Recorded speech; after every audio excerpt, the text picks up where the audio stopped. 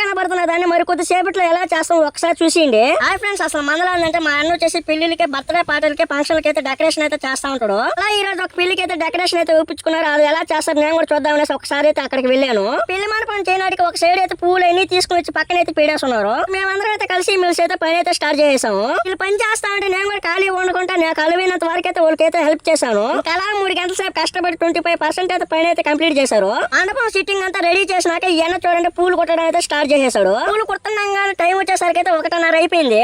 నాకు తెలవకుండానే ఫుల్ నిద్రైతే చేసింది. 2 గంటల సేపు అయితే పునుకునేసాను. నేను నిద్రపోయి లేసే తలకి ఎలా ఉండేదాన్ని ఎలా చేసేసారు చూడండి. ఇంత టైప్ ఉంది అనుకో బాబు, ఇంకా చేయాల్సిన పని చాలా ఉంది. నైట్ మనం పని స్టార్ట్ చేసినప్పుడు ఈ విధంగా అయితే ఉంది. మొత్తం డెకరేషన్ కంప్లీట్ చేసుకున్న తర్వాత ఇప్పుడు ఎలా ఉందో చూద్దాం రండి. ఫైనల్ గా అయితే మేము చేసిన పెళ్లి మండపం అయితే ఇదేనా, మీకు ఎవరికైనా నచ్చినట్టయితే ఒకసారి తప్పకుండా అయితే కామెంట్ చేయండి. అలాగే మన నెల్లూరు తిరుపతి వాళ్ళకి తక్కువ బడ్జెట్ లో డెకరేషన్ కావాలంటే ఇక్కడ కనబడుతున్న నంబర్ కి అయితే కాల్ చేసింది. మంచిగా అందంగా తక్కువ బడ్జెట్ లో అయితే అవుట్ పుట్ అయితే ఇస్తాము. వీడియో కానీ మీకు నచ్చినట్లయితే మన ఛానల్ అయితే సబ్స్క్రైబ్ చేసుకోండి. Okay bye friends, bye. Next వీడియోలో అయితే కలుసుకున్నాం.